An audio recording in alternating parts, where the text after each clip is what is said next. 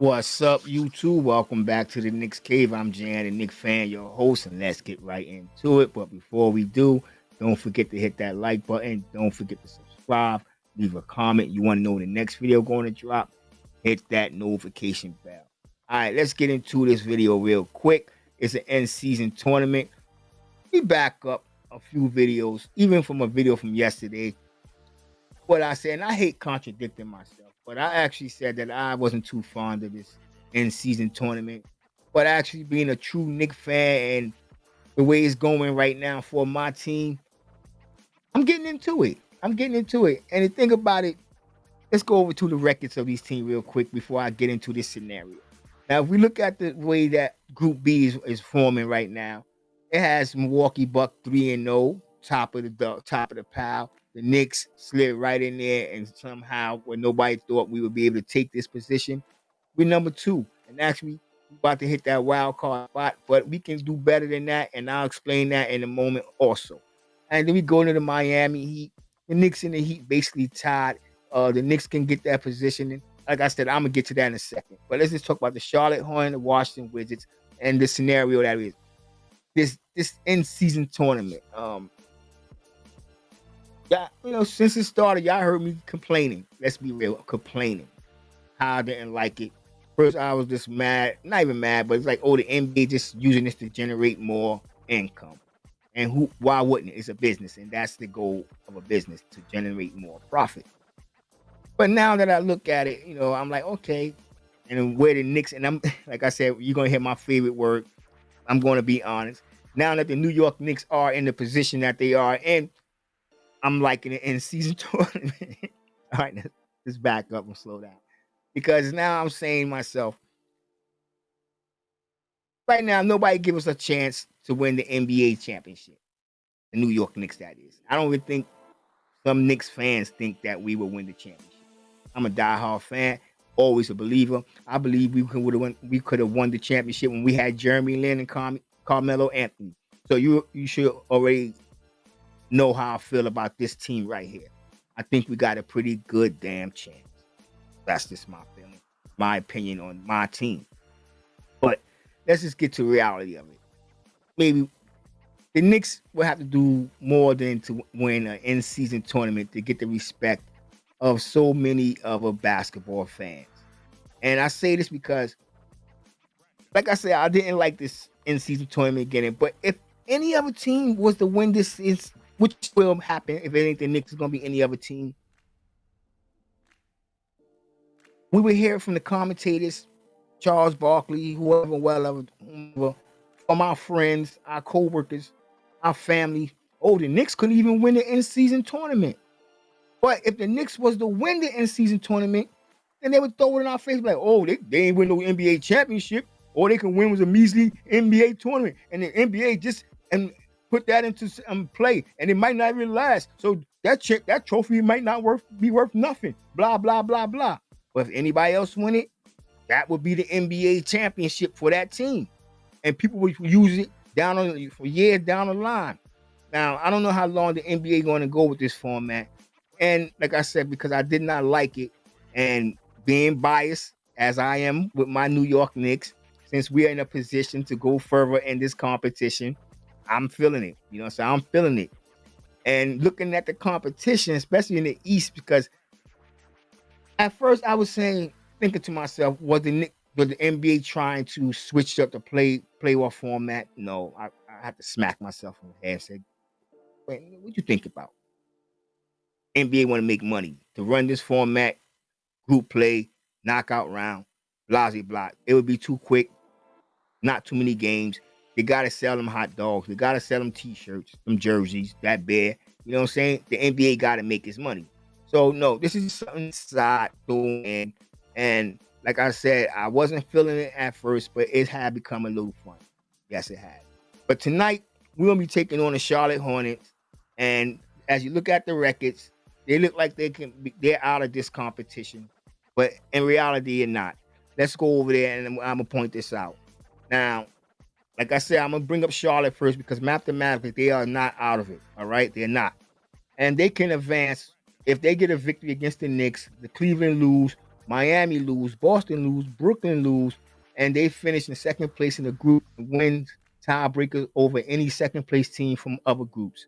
It's a lot of losses that Charlotte would have to be counting on. But now we jump into our New York Knicks and what got me feeling this end season tournament. And let's be honest, my favorite word, the New York Knicks clinches Group B if the followings occur. 1. The New York Knicks victory plus a Milwaukee loss plus enough of the New York wins the tiebreaker over Milwaukee and Miami. This one that point differential coming. The Knicks got to smack the hell out of Charlotte tonight. New York could clinch the wild card if one of the following occur: New York victory plus Miami loss plus Cleveland loss plus Boston plus Brooklyn, or New York victory and finish second in the group and wins tiebreaker over any other second place team from the other group with a 3-1 record, or Miami lose plus Cleveland, Boston, Brooklyn, and then the Knicks would have wins the tiebreaker over any other second place team from other groups. I know there's a lot of losing have to be placed, but the Knicks are actually in a good position right now, basically slated into that wild card spot. But I'm looking at a scenario where the Knicks can go and get this goddamn take the top seed in the knockout rounds. You know what I'm saying? Knockout round. That's what I'm looking at. So until that happens, let's just see how these two teams match up. Now, Charlotte coming into this game, averaging 114 points a game. The Knicks 109 rebounds. Charlotte averaged 45, whereas the Knicks averaged 46 assists. Knicks 22, Charlotte 25 a game. And I'm going to talk about Brunson and my man LaMelo Ball when we get there. Blocks, I skipped over steals. We both averaging 7 steals a game. Blocks, the Knicks have been a real poorly blocking team this season. 4.9 for the Charlotte Hornets, 2.7 for the New York Knicks. Turnovers, the Knicks, although it don't look like it at times, are really taking care of the basketball. 11-14. Field goal percentage, we shooting 44% to their 47. 3-pointers, 37. We just under the league average. They're shooting 34% from downtown, so we have advantage in that department. And free throw 72% to their 76%. And we got to start making our free throws. And some of it is the coach's fault. I'll get to it in a minute. And yeah, it's our team fault because Brunson been missing free throws. Randall, RJ, Emmanuel quickly went from a 92% free throw shooter to somewhere in the mid 80s. High 80s, excuse me. He's around the 90, but either way, we've been missing crucial free throws and crucial moments. That loss to the Suns the other night, we missed 4 crucial free throws in the fourth quarter, which would have put us. We'd have won the game by 1 point had we made them free throws. And we got to do a better job on the free throws. Now let's just move over to the leading players on the game. When it comes to points, LaMelo Ball is leading the Charlotte Hornets with 24.7 points a game. Brunson 24.9.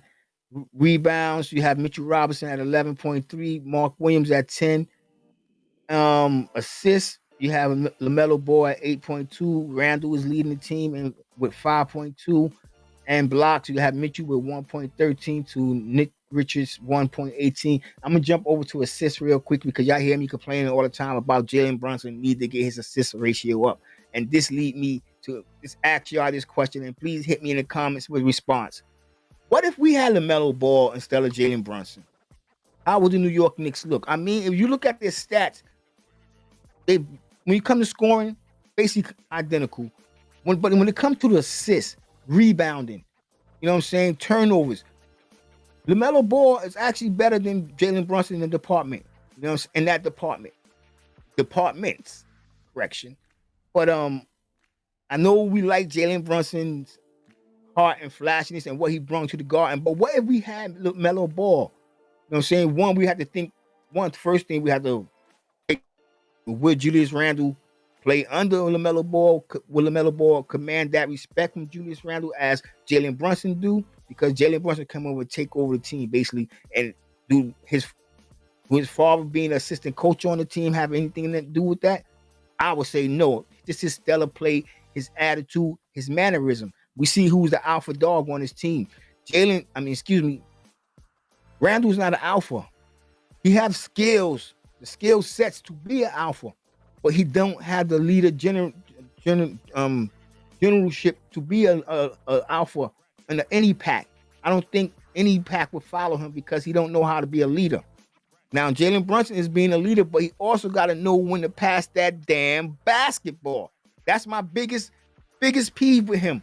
Yes, I like he coming in dropping 25, 40, 35, but I still want to see his assists at least 8 assists, average at least 8, 7.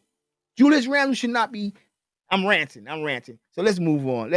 I know I was ranting. Now let's just check out how we match up with the in the paint points. They averaging 58 points in the paint. So Mitchell Robinson, they gonna have his job cut out for him. Randle gonna play better defense, and I'm gonna say it again. I want us to go away from that ice defense. This is going to force the 3-point shots. And in today's games, players can make the long two, players can make that three. So I'm gonna keep saying this defensive scheme is obsolete. It's done. It's over. It's for the 80s, early 2000s. I'm ranting. I'm sorry. Second chance points, the Knicks 15.6, Charlotte 15.3, basically identical. Fast break points, basically identical. The Knicks got one more point than them, but like I said, basically identical. What else can I say about this game, this matchup? The Knicks, like I talked about that point differential that we would need to be if winning and losing all them scenarios. We should beat this team by at least 10, 12 points. I give it a 15-point spread. If you look at how we beat them so far, and I know a lot of people say it's not easy to sweep a team. It's not. But we should beat the Hornets tonight. Coming off that loss from the Suns and coming off that victory from the Heat, we should be thinking we can't keep putting ourselves in position where we have to come back from 21-point deficit, 15-point, 16-point deficit. We can't keep doing that to ourselves. Julius Randle, for one, got to come out and start playing like he did last year, at least getting 12, 15 points in the first quarter. Jalen Brunson had a spectacular first quarter, but I want to see you with at least 5 assists in the first quarter.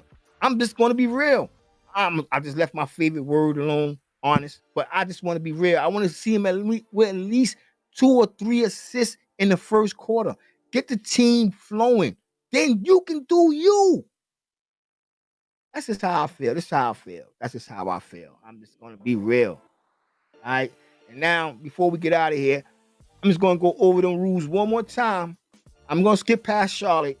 I'm just going to go right to the New York Knicks, how we can clinch this division, Group B, moving to the knockout round on top, getting the home court advantage, or how we can secure that wild card spot. Here we go. New York clinches the Group B if the following occur.